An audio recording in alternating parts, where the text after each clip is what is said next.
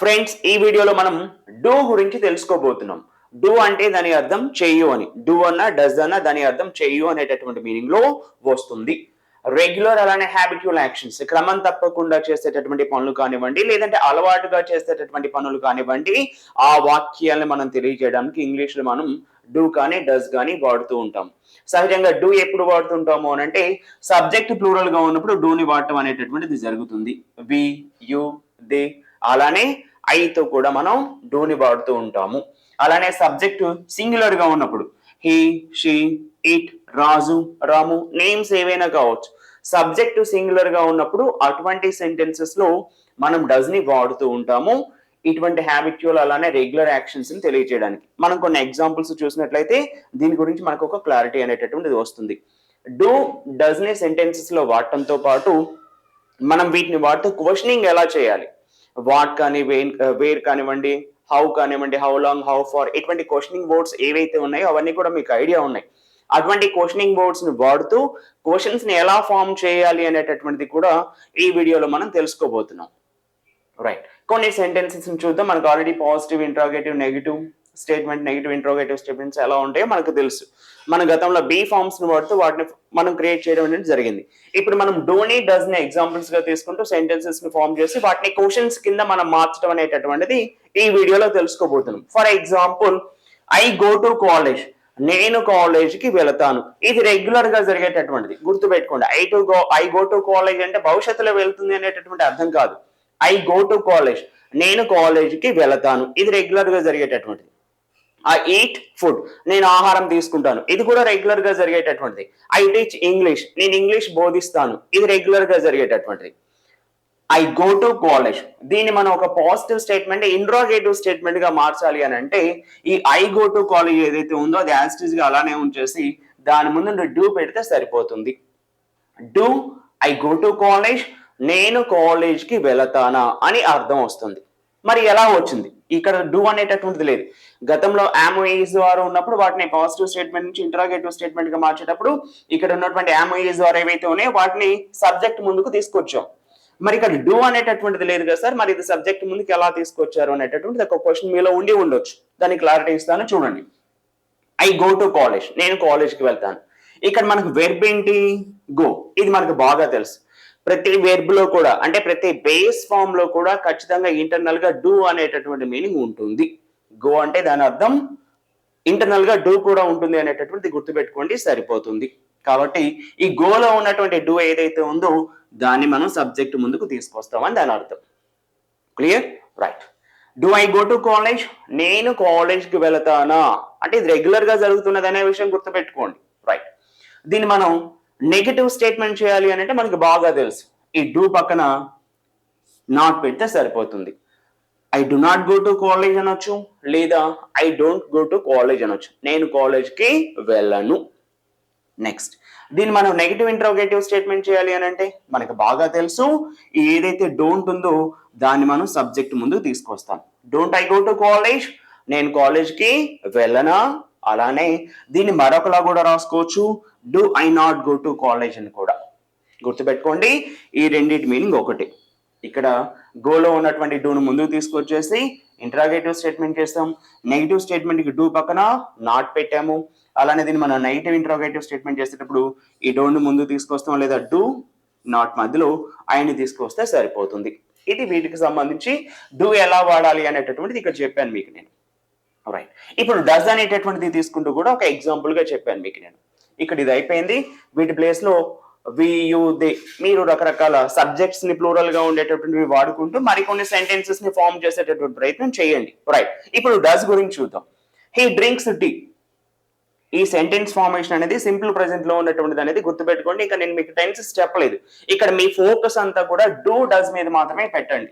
నేను టెన్సెస్ వచ్చిన దగ్గర ఇవి ఎలా వాడారు, ఇక్కడ గో వాడారు, ఇక్కడ డ్రింక్స్ పక్కన ఎస్ ఎందుకు పెట్టారు అనేది మీకు ఒక డౌట్ రావచ్చు.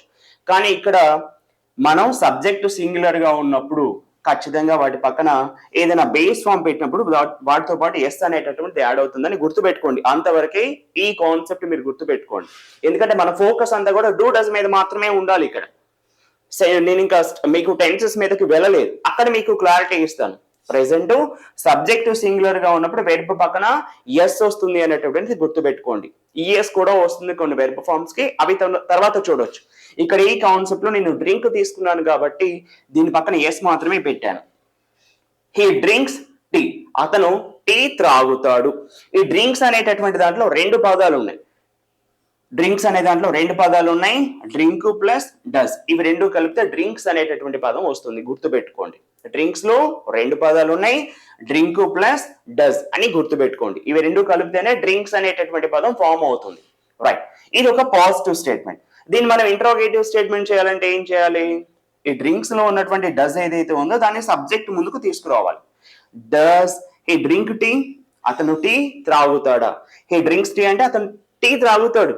ఇది ఒక హ్యాబిచువల్ యాక్షన్ అన్నమాట. ఇది ఈ డ్రింక్స్ టీని ఇక్కడ ఉన్నటువంటి అంటే ఈ డ్రింక్స్ లో ఉన్నటువంటి డస్ ఏదైతే ఉందో దాన్ని సబ్జెక్ట్ ముందుకు తీసుకొస్తే ఇంట్రాగేటివ్ స్టేట్మెంట్ అవుతుంది. డస్ హీ డ్రింక్ టీ, అతను టీ త్రాగుతాడా? దీన్ని మనం నెగిటివ్ స్టేట్మెంట్ చేయాలంటే ఏం చేయాలి? డస్ పక్కన నాట్ పెడతాం. హీ డజంట్ డ్రింక్ టీ అనొచ్చు, లేదా he does not drink tea అని కూడా అనవచ్చు. దీన్ని మనం నెగిటివ్ ఇంట్రాగేటివ్ స్టేట్మెంట్ చేయాలంటే ఏం చేయాలి? డజంట్ హీ డ్రింక్ టీ లేదా does he not drink tea అని వాడతాము అనే విషయం గుర్తుపెట్టుకోండి. రైట్, ఇది డూ కి డస్ కి మధ్య ఉన్నటువంటి వేరియేషన్. రైట్, ఇప్పుడు మరి మనం వీటిని క్వశ్చన్స్ చేయాలంటే ఎలా? క్వశ్చన్ వర్డ్స్ అన్ని మాక్సిమం మీకు ఐడియా ఉన్నాయి.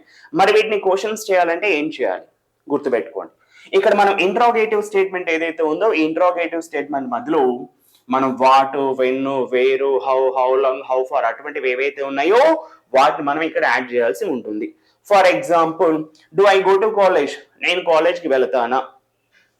When do I go to college, కాలేజ్కి ఎప్పుడు వెళతాను?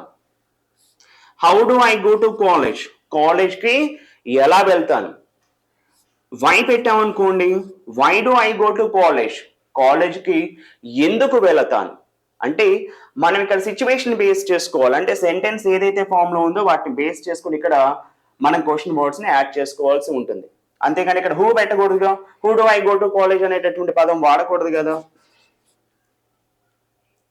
అలానే విచ్ వాడకూడదు కదా, which do I do go to college అనకూడదు కదా. అంటే మనకి ఏదైతే క్వశ్చన్ వర్డ్ వీటికి యాప్ట్ అవుతుందో వాటిని బేస్ చేసుకుని మాత్రమే ఇంగ్లీష్ లో మనం క్వశ్చన్స్ ని ఫామ్ చేయాల్సి ఉంటుంది. అలానే ఇది కూడా మనం ఇక్కడ గుర్తుపెట్టుకోండి, వీటిని మాత్రమే బేస్ చేసుకోవాలి.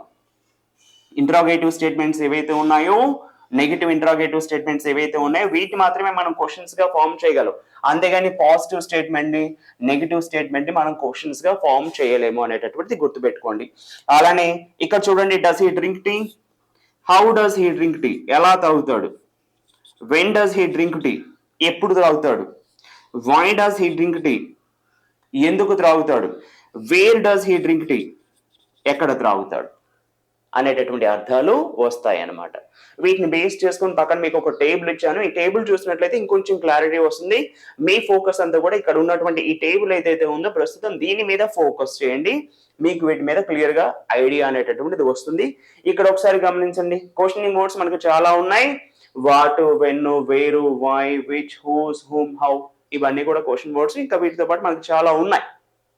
ఇక్కడ చూడండి, ఈ ప్రెసెంట్ ఈ క్వశ్చన్ వర్డ్స్ ఏవైతే ఉన్నాయో వాటి ప్రస్తుతానికి పక్కన పెడదాం. ఇక్కడ డూ తీసుకున్నాను, ఇక్కడ డస్ తీసుకున్నాను.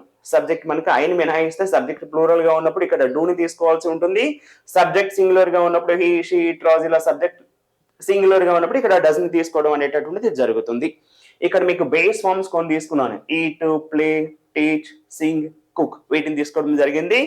వీటిని బేస్ చేసుకొని క్వశ్చన్స్ ఎలా ఫామ్ చేయాలో తెలియజేయడం కోసం ఇక్కడ మీకు క్వశ్చన్ వర్డ్స్ కూడా what, when, where, why, how ఇటువంటివి తీసుకోవడం అనేటటువంటిది జరిగింది.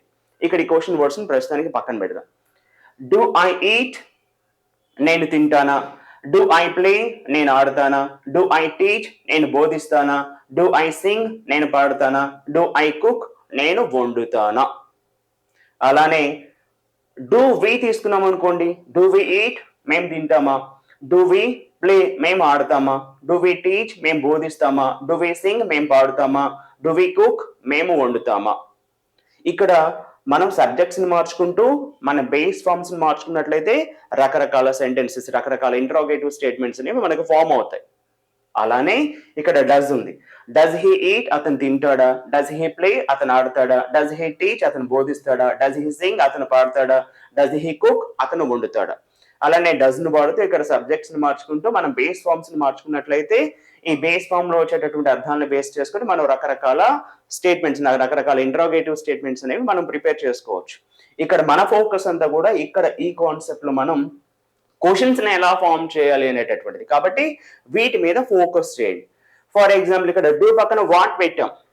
వాట్ డూ ఐ ఈట్, నేనేమి తింటాను. వాట్ డూ ఐ ప్లే, నేనేం ఆడుతాను. వాట్ డూ ఐ టీచ్, నేనేం బోధిస్తాను.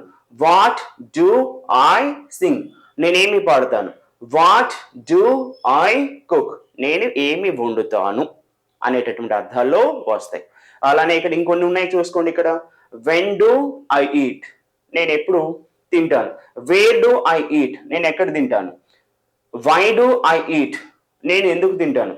హౌ డూ ఐ ఈట్, నేను ఎలా తింటాను. సో ఇక్కడ మీరు వీటిని ఏం చేస్తారు అని అంటే ఇక్కడ క్వశ్చన్ వర్డ్స్ ని వాడుకుంటూ, ఇక్కడ సబ్జెక్ట్స్ ని మార్చుకుంటూ, ఇక్కడ బేస్ ఫార్మ్స్ ని మార్చుకుంటూ మీరు కూడా రకరకాల సెంటెన్సెస్ ని ఫామ్ చేసే ప్రయత్నం చేయండి. అప్పుడు ఈ క్వశ్చన్స్ మీద మీకు ఒక అవగాహన అనేటటువంటిది వస్తుంది. అలానే ఇక్కడ డస్ తీసుకున్నాను చూడండి. ఇక్కడ వాట్ డస్ హీ ఈట్, అతను ఏం తింటాడు. వాట్ డస్ హీ ప్లే, అతను ఏం ఆడతాడు. వాట్ డస్ హీ టీచ్, అతను ఏం బోధిస్తాడు. వాట్ డస్ హీ సింగ్, అతను ఏం పాడతాడు. వాట్ డస్ హీ కుక్, అతను ఏమి వండుతాడు. అలానే వెన్ డస్ హీ ఈట్, అతను ఎప్పుడు తింటాడు. వేర్ డస్ హీ ఈట్, అతను ఎక్కడ తింటాడు. వై డస్ హీ ఈట్, అతను ఎందుకు తింటాడు. హౌ డస్ హీ ఈట్, అతను ఎలా తింటాడు. మీరు వీటి మీద కమెంట్ రావాలి అని అంటే ఖచ్చితంగా, అంటే వీటన్నిటిని వాడుకుంటూ చెప్తూ పోతే మీకు వీడియో లెంత్ అవుతుంది. ఫ్రెండ్స్, సమయాభావం వల్ల నేను అన్నిటిని కూడా మీకు నేను ఎక్స్ప్లెయిన్ చేయట్లేదు. అంటే ఏదైతే కీ కాన్సెప్ట్ కావాలో అది మీకు ఇచ్చాను. మీకు కూడా ప్రాక్టీస్ అవసరం కాబట్టి ఈ యొక్క బేస్ ఫార్మ్స్ ని, అలానే క్వశ్చన్ వర్డ్స్ ని, అలానే ఇక్కడ ఉన్నటువంటి డూని, డస్ ని, అలానే ఇక్కడ ఉన్నటువంటి సబ్జెక్ట్స్ ని వాడుకుంటూ రకరకాల క్వశ్చన్స్ ని ఫామ్ చేసేటటువంటి ప్రయత్నం చేసినట్లయితే మీకు దీని మీద కమాండ్ అనేటటువంటిది వస్తుంది. అలానే వాటితో పాటు ఓరల్ ప్రాక్టీస్ కోసం dance, cry, creative, type, right, read అనేటటువంటి బేస్ ఫార్మ్స్ కూడా మీకు ఇవ్వడం జరిగింది. వీటిని కూడా ఈ బేస్ ఫార్మ్స్ ప్లేస్ లో పెట్టి ఇలానే ఇటువంటి వాటిని వీటిని వాడుతూ మరికొన్ని క్వశ్చన్స్ ని ఫామ్ చేయండి. ఇక్కడ క్వశ్చన్ చేయడం అనేది మీకు వచ్చినట్లయితే భవిష్యత్తులో ఇటువంటి క్వశ్చన్స్ ఎన్నో మీరు ఫామ్ చేయగలుగుతారు. ఇక్కడ కెన్ పెడుతూ, కుడ్ పెడుతూ, ఇవన్నీ కూడా ముందు కాన్సెప్ట్స్ లో మీకు వస్తాయి. అలానే ఈ వీడియోకి సంబంధించినటువంటి ట్రాన్స్లేషన్ యాక్టివిటీ ఏదైతే ఉందో కింద నేను కామెంట్ సెక్షన్ లో ఇస్తాను. ఆ కామెంట్ సెక్షన్ లో ఇచ్చినటువంటి డిస్క్రిప్షన్ యాక్టివిటీ ఏదైతే ఉందో, కామెంట్ సెక్షన్ లో ఇచ్చినటువంటి ట్రాన్స్లేషన్ యాక్టివిటీ ఏదైతే ఉందో దాన్ని మీరు చూసి వాటికి ఆన్సర్స్ ని కింద కామెంట్ సెక్షన్ లో మీరు కూడా టైప్ చేయండి.